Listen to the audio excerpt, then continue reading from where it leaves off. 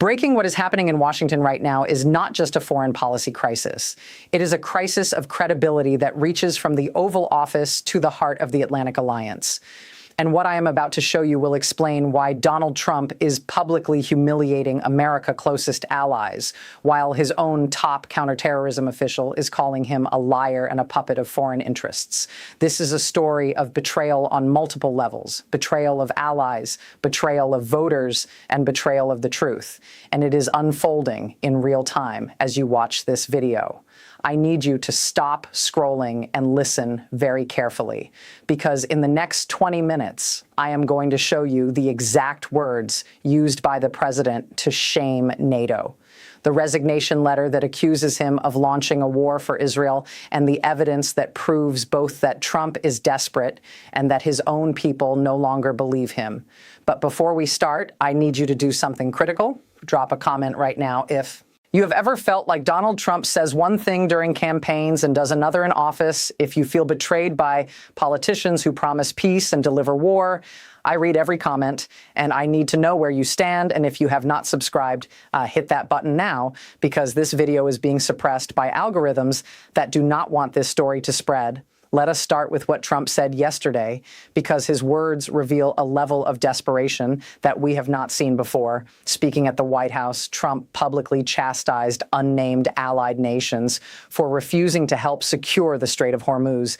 And I quote, "We have some countries where we have 45,000 soldiers, great soldiers protecting them from harm and what we want to know, do you have any minesweepers? Well, we would rather not get involved, sir," end quote.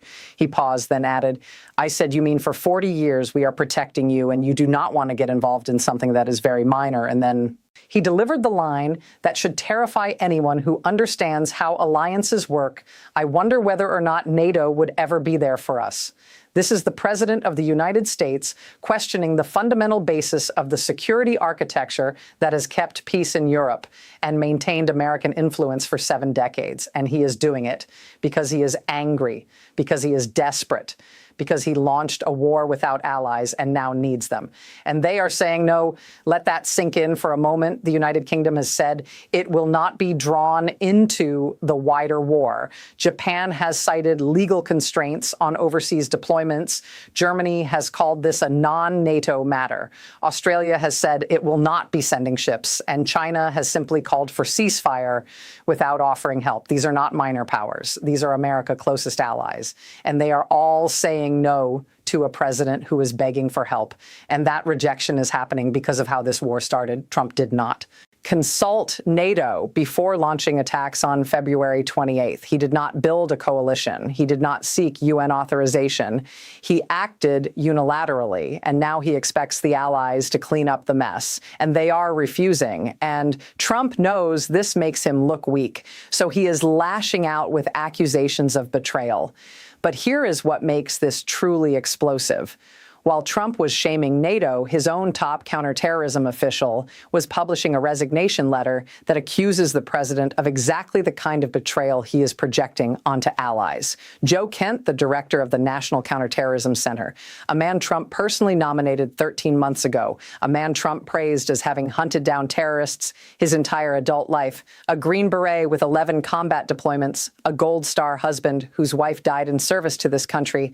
That man resigned yesterday. And he did not go quietly in a letter posted on social media that has already been viewed millions of times. Kent wrote, "I cannot in good conscience support the ongoing war in Iran. Iran posed no imminent threat to our nation." And it is clear that we started this war due to pressure from Israel, and its powerful American lobby read that again, because every word matters. Iran posed no imminent threat. We started this war due to pressure from Israel. This is not a Democratic critic. This is not a Never Trump Republican. This is a man Trump chose for one of the most sensitive national security jobs in government, a man who served in Army Special Forces and CIA paramilitary operations, a man who sacrificed his wife to the wars in the Middle East. And he is saying the president lied. He is saying the war is based on deception. He is saying Trump was manipulated by foreign interests. And he has the credibility to make these charges stick because of who he is and what he has sacrificed.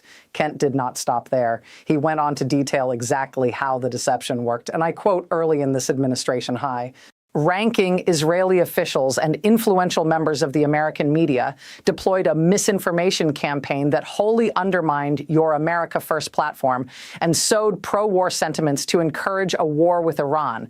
This echo chamber was used to deceive you into believing that Iran posed an imminent threat to the United States, and that should you strike now, there was a clear path to a swift victory. This was a lie and is the same tactic the Israelis used to draw us into the disastrous Iraq war. And, quote, Kent is explicitly comparing this war to Iraq, the war that killed thousands of Americans, destabilized the Middle East, and created the conditions for ISIS.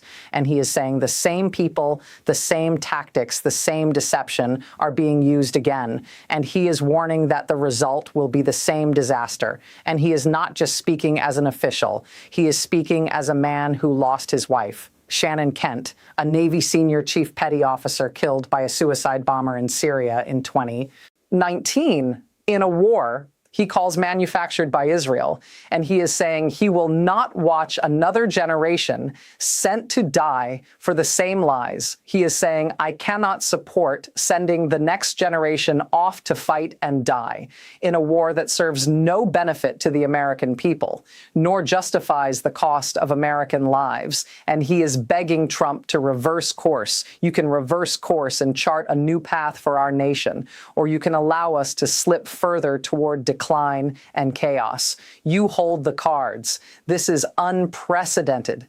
A senior national security official publicly accusing the president of being deceived by foreign lobbyists into launching an unnecessary war. And the White House response has been panic. Press Secretary Karoline Leavitt published a lengthy statement calling Kent claims insulting and laughable, and insisting that only the president can determine what constitutes a threat.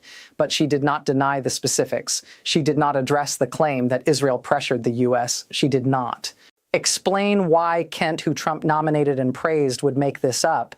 And Trump himself, when asked about the resignation, said, I always thought he was a nice guy, but I always thought he was weak on security, very weak on security. He said Iran was not a threat. Iran was a threat to every country. But here is the problem with Trump's response.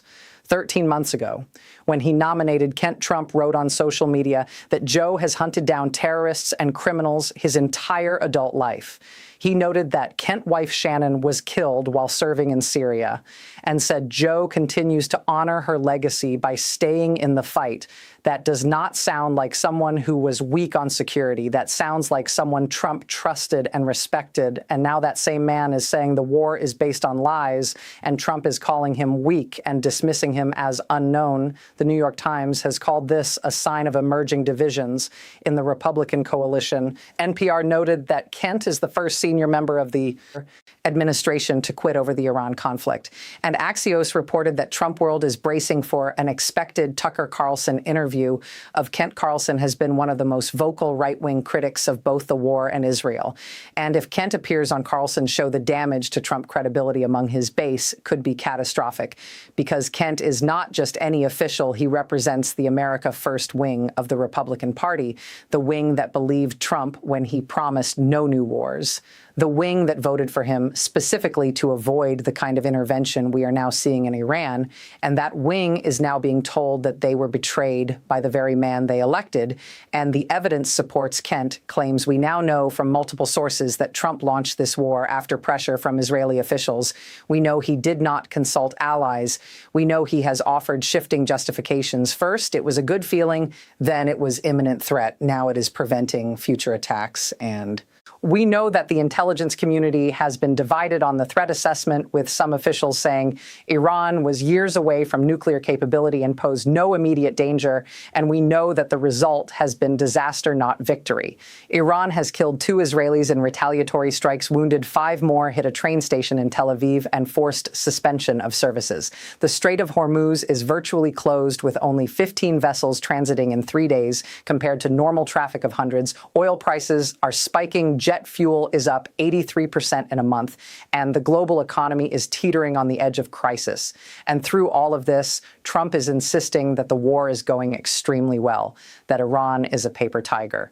that if we left right now, it would take 10 years for them to rebuild, but his own actions betray his words. If the war was going well, he would not be begging NATO for help. If Iran was a paper tiger, he would not be angry at allies for refusing to. If victory was certain, he would not be questioning whether NATO would ever be there for us. And the allies are not just refusing to help, they are openly contradicting him. The UK said it would not be drawn into the wider war. Japan cited legal constraints. Germany called it a non-NATO matter. And these are not the actions of allies who believe in American leadership.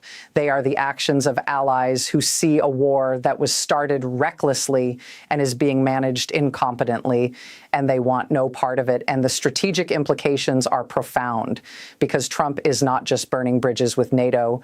He is proving that American security guarantees are conditional, that the U.S. will help you when it suits them, but expect help in return, even when the help was not requested in advance, even when the war was not consulted upon, even when the alliance was taken for granted. And that realization will reshape global politics long after this war ends. Countries that depended on American protection will now seek alternatives. They will build relationships with China, with Russia, with anyone who offers more predictable support. And the American-led order that has maintained stability since World War II will crumble, not with a bang, but with a series of betrayals and miscalculations.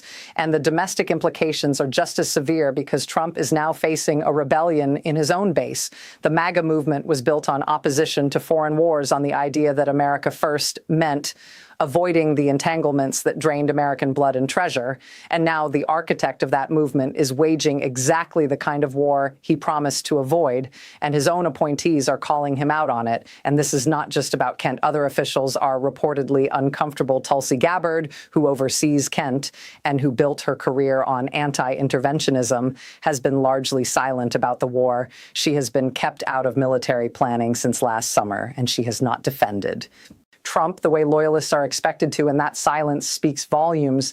And the polling shows the problem: only 25% of Americans supported military action against Iran before the strikes.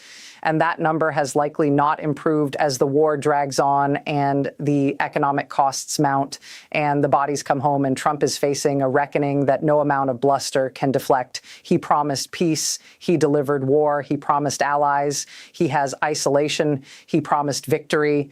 He has a quagmire, and now his own people are saying he was deceived, and he is lashing out at everyone except the ones who deceived him, if they even did.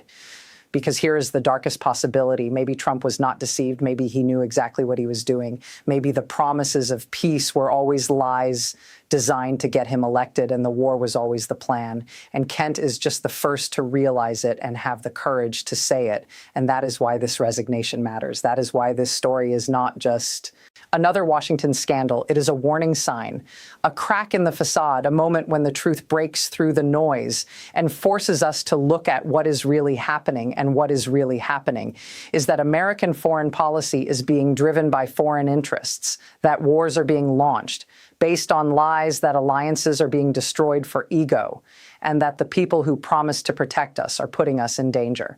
And the question is, what will we do about it? Will we believe the official story that Kent was weak on security, that NATO betrayed us, that the war is going well, or will we believe our eyes, the empty words of a president who contradicts himself, the resignation of a hero who sacrificed everything, the refusal of allies to follow a leader they do not trust, and the reality of a war that serves no American interest and costs American lives? What would you do if you were in Kent's position? Would you stay silent and collect your paycheck, or would you speak truth to power, knowing it would cost you your career, your reputation, and your access? Who do you trust more? A president who changes his story every week, or a Green Beret who lost his wife to these same wars and is trying to save the next generation from the same fate? Will you share this video before it disappears, before the algorithms suppress it, before the truth gets buried under attacks on Kent character and distractions about process? Drop your answers in the comments below. Subscribe for updates as this story develops, because I will keep reporting as long as I can, and stay vigilant, because the betrayals are piling up and the truth is becoming harder to find, but it is still out there if you know where to look.